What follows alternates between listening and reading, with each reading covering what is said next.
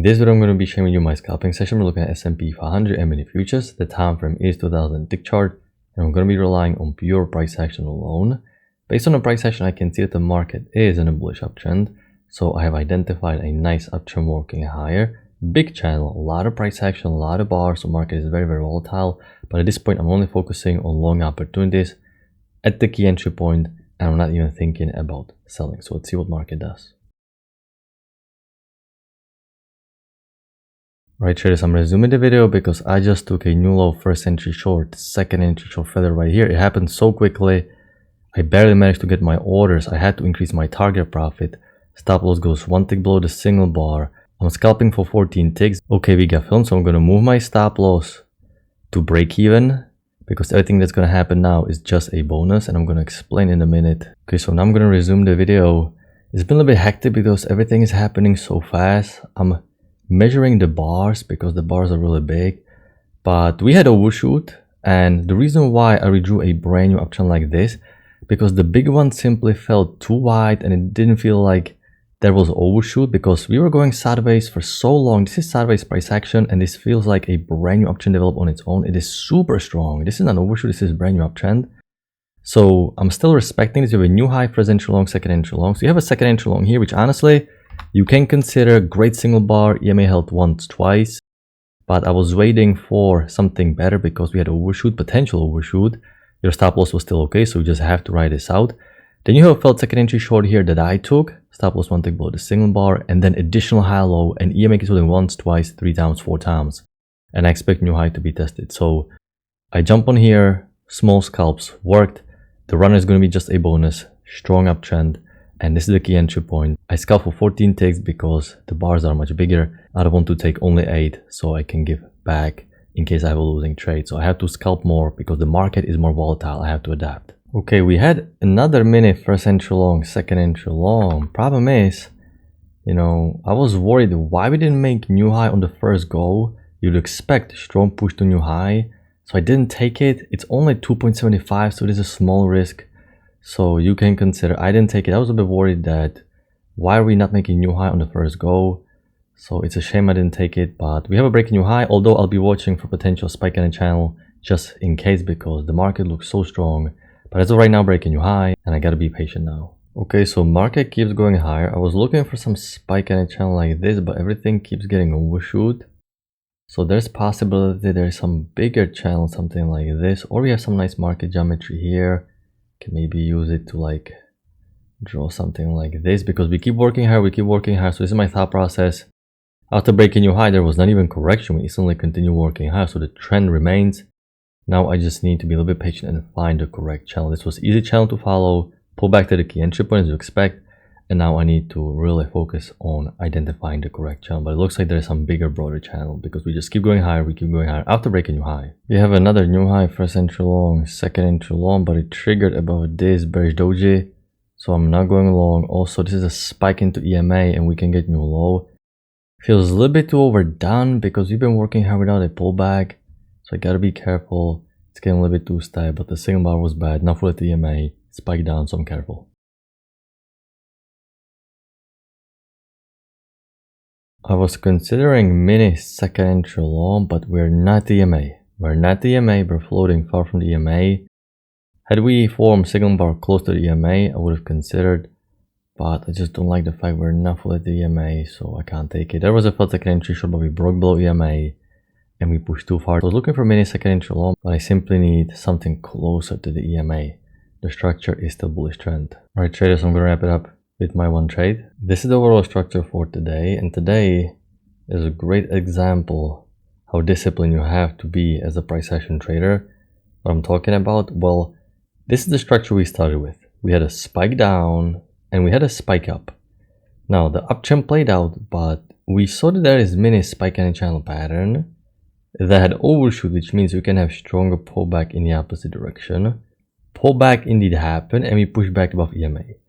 So while I'm navigating the structure right here, it's quite a difficult structure to navigate because I cannot play as a trend range. I cannot play as a trend range because the key levels are not static. We keep making high highs and high lows. But at the same time, it's too sideways for me to be focusing on any confirmed trend, any confirmed channel. So when prices are just whipsawing up and down and it's hard for me to find a good confirmed key entry point, good structure I can trust, I'm just patient. I'm laid back. I'm not even looking for setups because eventually market will offer market structure that is easy to read. And that's the mindset you have to have as a trader. You cannot throw a temper tantrum being angry, frustrated with the market, why the structure is not what you want it to be. Sometimes there are going to be structures that are hard to trade and sometimes going to be structures that are easier to trade.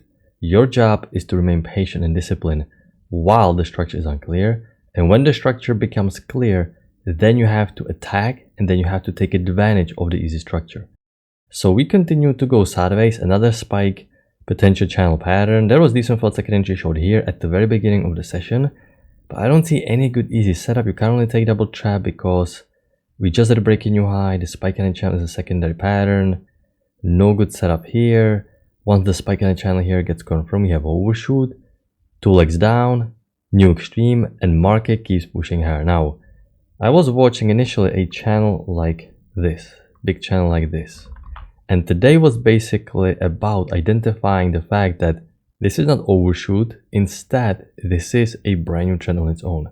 The reason why we're not drawing this bigger channel and we're focusing on this being a brand new trend, because it was simply too strong. It was too strong and we were going sideways here for such a long time. This is mainly consolidation. So given the fact this was such a strong uptrend, it makes sense to be focusing just on this clean uptrend working higher. You still want to respect the overshoot, so this is why we marked the second entry long a little bit more aggressive. I waited here. Now you can see the trend is very strong. Minimal pullbacks, first entry is working, a lot of small bars working high. You can't even touch the EMA, so this is a very strong uptrend. But because you have overshoot, you want to be a little bit safe, so more aggressive trader can consider. But after overshoot, you prefer to get the confirmation setup, and eventually EMA keeps holding every single time, offering great signal bar, great high probability setup here. And this high low, that's the cherry on top. That's the easiest setup because they trap even more sellers, reverse up. This is a great confirmation setup. Now there is decent second entry long, as I explained. I didn't take it, but more advanced trader can consider because you do expect new high and you're back above the EMA. And the fact that there is not even a correction means we can be looking for some bigger channel. So a lot of high probability setups here. I love situation like this where there is no conflicting variable. There is no key level, there is no downtrend, just clean uptrend. You're looking for new high at the EMA. Only conflicting variable is the small overshoot, which can make you skip the second entry long, but those two setups are easy to take. So great setups, easy price action. And then we have a nice strong uptrend working higher, which you're looking for second entry long at the EMA. None of this formed. So quite a long area without a good setup, unless you're a very aggressive trader.